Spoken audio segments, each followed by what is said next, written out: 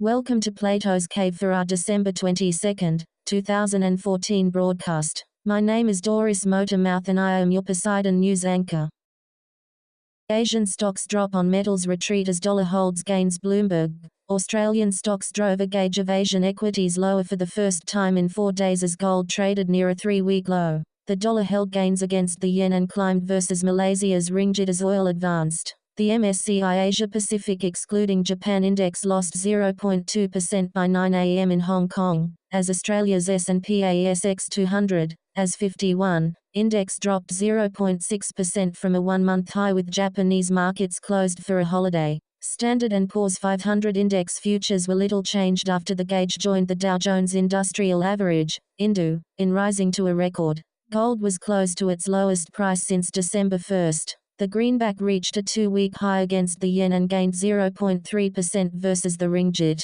Oil in New York rose 0.6% after sinking yesterday. The U.S. may say today that the world's largest economy expanded more than initially estimated in the third quarter, amid a slew of data from goods orders to home sales before the Christmas holiday. The Federal Reserve sparked a global equity rally last week when it indicated interest rates will probably be held near zero through the first quarter. An update on UK gross domestic product is also due, and Greek lawmakers will vote on the Premier's presidential pick for the second time. We are seeing a bit of pessimism in the key commodities that have led the recovery in recent days, Stan Shamu, a markets strategist at IG Limited in Melbourne, wrote in an email to clients. Iron ore, gold and crude oil all lost some ground and this will weigh on some of the materials and energy names. BHP retreats. Energy and raw materials producers led declines on the S&P ASX 200 gauge, slipping at least 1.5%. BHP Billiton Limited, the world's biggest mining company, fell 2.1% in Sydney after surging almost 9% over the past 4 days. Iron ore, Australia's biggest export, declined 1.8% yesterday at Qingdao, China, following 2 days of gains. The KOSPI index in South Korea was little changed, while the NZX 50 index, NZSE 50FG, rose 0.3% in Wellington. Gold dropped 0.1% to $1,174.55 an ounce on the spot market after sinking as much as 2.1% yesterday to $1,170.76, the lowest intraday level since December 1. Copper futures on the COMEX were little changed at $2.8745 a pound, after the industrial metal slipped 0.7% in London yesterday. The Bloomberg Commodity Index dropped 1.5% last session, as natural gas futures tumbled to a 2-year low. Economists surveyed by Bloomberg predicted annualized growth in the U.S. economy will be revised up to 4.3% for last quarter, from a previous estimate of 3.9%. The UK releases a final reading of third-quarter GDP today, with analysts projecting expansion of 3% in the period from a year earlier. Oil moves. West Texas Intermediate crude rose to $55.66 a barrel, after falling 3.3% yesterday and surging 4.5% on December 19. Prices are down 44% this year. Brent crude for February settlement slipped 2.1% last session to $60.11 per barrel in London, after jumping 3.6% December 19, its steepest one-day gain in 2 years. The yen dropped as much as 0.1% today to 120.18 per dollar, its weakest intraday level since December 9. The currency capped a 4th day of losses last session, its longest slump in a month amid the gains in equities. The ringgit slipped to 3.4978 a dollar today, while Australia's currency also retreated, losing 0.2% to 81.20 US cents. The S&P 500 added 0.4% to an all-time high of 2,078.54 yesterday, as gains in Intel Corporation and International Business Machines Corporation led the Dow Jones Industrial Average up 0.9%. To a record 17,959.44. The slump in oil prices and worsening financial crisis in Russia rippled through markets earlier this month, wiping more than $1 trillion off U.S. equity values in less than 2 weeks. The S&P 500 lost 5% in 7 trading days through December 16. Dollar rises to 2-week high versus yen before GDP, Aussie falls. Bloomberg.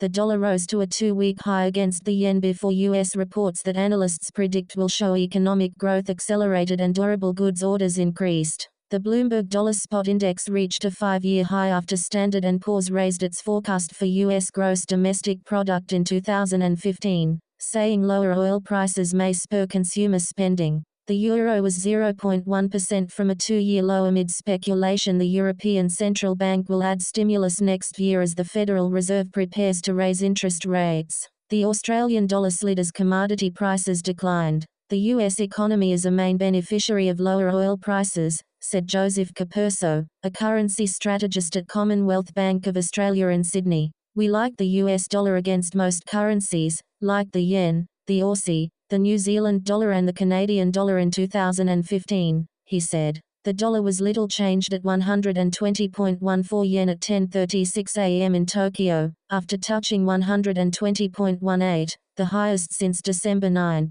The greenback was little changed at $1.2227 per euro from yesterday, when it reached $1.2217, the most since August 2012. The 18-nation currency bought 146.87 yen from 146.82. Japan's markets are closed for a holiday. The Bloomberg Dollar Spot Index, which tracks the U.S. currency against 10 major counterparts, was little changed at 1,127.61 from 1,127.79 yesterday, the highest closing level since March 2009. Australia's dollar declined 0.2% to 81.23 US cents. The Aussie will slide to the low 70s in 2015, according to CBA's Capurso. The Bloomberg Commodity Index, BCOM, fell to the lowest March 2009 yesterday. Oil is heading for the largest annual drop since 2008 as the U.S. pumps crude at record levels amid signs of a weakening demand.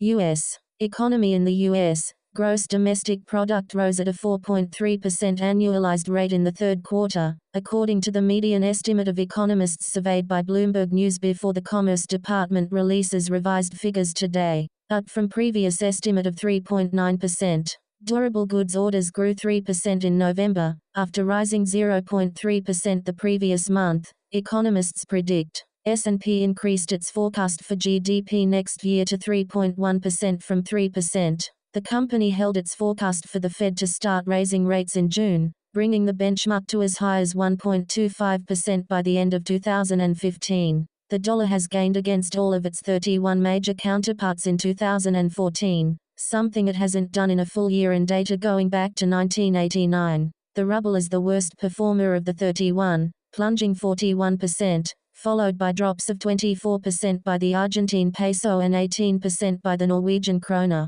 The greenback has gained 12% this year, the best performer of 10 developed nation currencies tracked by Bloomberg correlation-weighted indexes. The yen weakened 3% and the euro fell 1.4%. Housing in uneven recovery as home sales decrease. Economy. Bloomberg. Sales of previously owned U.S. homes slumped in November from a 1-year high, underscoring the uneven nature of the current recovery in residential real estate that's been one of its defining characteristics. Purchases fell 6.1% to a 4.93 million annual rate last month, the weakest reading since May, from a 5.25 million pace in October. Figures from the National Association of Realtors showed today in Washington. Demand dropped in all regions of the country, suggesting anomalies such as bad weather were not at play, the group said. Scant inventory and slow return of first-time buys after the worst recession in the post-World War II era are working to counteract ultra-low mortgage rates, the agents group said. A strengthening labor market will be needed to boost growth in the industry as the Federal Reserve considers raising benchmark interest rates next year. The recovery in housing remains slow, said Brian Jones, a senior U.S. economist at Societe Generale in New York, whose forecast for a 4.94 million sales pace was among the closest in the Bloomberg survey. I don't think it's really an indication that there's a fundamental weakening in the housing market. Stocks extended their climb, with the Standard & Poor's 500 index rising to a record, as gains in technology shares offset losses among drugmakers. The S&P 500 increased 0.4% to 2,078.54 at the close in New York. Bloomberg survey. The median forecast of 73 economists surveyed by Bloomberg projected sales would decline to a 5.2 million rate. Estimates ranged from 4.93 million to 5.3 million. October's reading was the strongest since September 2013, and was revised from a previously reported 5.26 million. Per cases increased 2.1% in November on an adjusted basis compared with a year earlier, when a temporary jump in mortgage rates hurt demand, today's report showed. The number of properties on the market dropped 6.7% in November from a month earlier to 2.09 million, the fewest since March. At the current pace, it would take 5.1 months to sell those houses, the same as in October. The size of the decline in sales last month was somewhat of a puzzle, Lawrence Yun, now chief economist, said in a news conference today as the figures were released. All the things that typically influence demand are constructive, including a strengthening economy, more hiring, rising consumer confidence, higher stock prices and low mortgage rates, he said. That probably means the decline could be a one-month aberration, said Yun. Little supply. The drop in inventory may also mean prospective home buyers just don't have enough of a selection and are staying away until there is more supply, he said. One longer-term challenge that the real estate agents group is tracking is the possibility that current owners are suffering from rate lock, meaning they don't want to risk losing their ultra-low mortgage rates by moving, Yun said. He also said that the stock market's swoon in early October could have scared some prospective buyers the following month, and that bad weather probably didn't play a role in the slowdown. All four regions showed a decrease in sales last month, led by a 9.6% drop in the West. Per cases of single-family homes declined 6.3%, and sales of condominiums were down 4.8%. Housing has struggled to accelerate this year even amid low mortgage rates as rising property values and strict lending standards cause some young or lower-income buyers to stay out.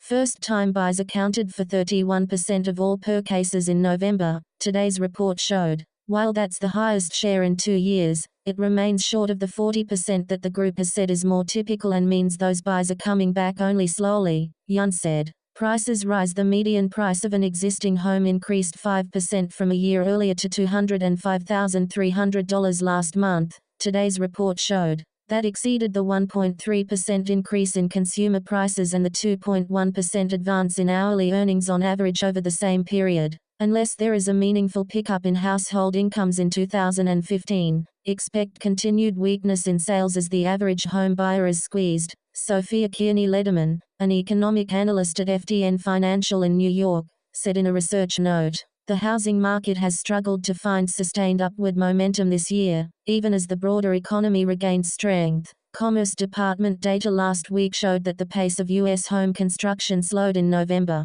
with housing starts declining 1.6% to a 1.03 million annualized rate. Building permits also fell, showing construction is also unlikely to surge in the immediate future. Mortgage rate stability will play an important role in convincing some prospective buyers to take the plunge, especially as Fed officials debate when to raise their benchmark interest rates for the first time since 2006. Conversely, an impending rate rise may encourage some buyers to preemptively jump into the market. The average rate for a 30-year fixed mortgage was 3.80% in the week ended December 18, according to Freddie Mac in McLean, Virginia. That's the lowest level since May 2013, when then Fed Chair Ben Bernanke signaled that the central bank could start to slow its monthly pace of bond purchases if the economy showed sustained gains. Homebuilders including Pult Group Incorporated, PHM, remain optimistic about the industry's prospects. Confidence among U.S. homebuilders hovered close to a 9-year high this month, according to the National Association of Home Builders Wells Fargo Sentiment Gauge. Our expectation would be we continue to move towards normal, Robert O'Shaughnessy, chief financial of Bloomfield Hills, Michigan-based Pult Group, said at a December 9 meeting with investors. The improvement will come at a measured pace, he said, with some regions performing better than others. North Korean internet goes dark. A U.S. government attack would be way worse. Bloomberg. North Korea's limited access to the internet has been cut off, according to a network monitoring company, days after the U.S. government accused the country of hacking into Sony Corporation, 6758's files. North Korea, which has 4 official networks connecting the country to the internet, all of which route through China, began experiencing intermittent problems yesterday and today went completely dark, according to Doug Madory. Director of Internet Analysis at Dyn Research in Hanover, New Hampshire, U.S. President Barack Obama said last week that Sony Pictures Entertainment had suffered significant damage and vowed to respond. North Korea warned yesterday that any U.S. punishment over the hacking attack on would lead to a retaliation thousands of times greater. North Korea has said it doesn't know the identity of the hackers, who call themselves Guardians of Peace, claiming responsibility for breaking into Sony's computer network. The situation now is they are totally offline, Madari said. I don't know that someone is launching a cyber attack against North Korea, but this isn't normal for them. Usually they are up solid. It is kind of out of the ordinary. This is not like anything I've seen before. Sony attacked. The attack on Sony's computers destroyed data, exposed Hollywood secrets and caused the studio to cancel the release of The Interview, a comedy about a fictional assassination of North Korean leader Kim Jong-un. The hackers rendered thousands of computers inoperable and forced Sony to take its entire computer network offline. The outage probably isn't a cut of a fiber optic cable, which would be shown in an immediate loss of connectivity, and other possible explanations include a software meltdown on North Korea's web routers or denial of service hacking attacks, Madari said. Marie Huff, a spokeswoman for the U.S. State Department, told reporters in Washington today she can't confirm reports of cyber attacks on North Korea and won't say what steps the U.S. may take in response to the Sony attack. We are considering a range of options in response, Huff said at a State Department briefing. Some will be seen. Some may not be seen. While North Korea has 4 networks connected to the Internet, the U.S. has more than 152,000 such networks, according to Dyn Research. Flooding servers. North Korea appears to be suffering from a relatively simple distributed denial of service attack that is causing temporary Internet outages, said Dan Holden, Director of Security Research for Arbor Networks Incorporated, based in Burlington, Massachusetts. Such attacks flood Internet servers with traffic to knock infrastructure offline. In North Korea's case, the attack appears to be aimed at the country's domain name service system, preventing websites from being able to resolve Internet addresses, Holden said. It's unlikely the attack is being carried out by the U.S., as any hacker could probably spend $200 to do it, Holden said. If the U.S. government was going to do something, it would not be so blatant and it would be way worse, he said. This could just be someone in the U.S. who is ticked off because they are unable to see the movie. Limited impact. The small number of computers connecting North Korea to the Internet makes disabling them straightforward, said Jose Nazario, chief scientist at Invincia Incorporated, a Fairfax, Virginia-based security software company. It's actually pretty easy, he said. There are only a handful of hosts. It's relatively easy to attack just those hosts or the pipes that are present there. There's not that much bandwidth there. It's very, very accessible to anyone who wanted to attack them. The impact of the outages will probably be limited, because so few people in North Korea have access to the Internet, and North Korea uses outposts in other countries to perform cyber attacks, Nazario said. It may not interfere with any cyber operations they have going on, he said. It's probably more symbolic and patting yourself on the back to launch these kinds of attacks than to disrupt any of their cyber activities. Preliminary probe. China has started an investigation into a possible North Korean role in the Sony hacking following a request from the U.S. government, a person with direct knowledge of the matter has said. The Foreign Ministry will cooperate with other Chinese agencies including the Cyberspace Administration to conduct a preliminary investigation, said the person, who asked not to be identified because the probe hasn't been made public.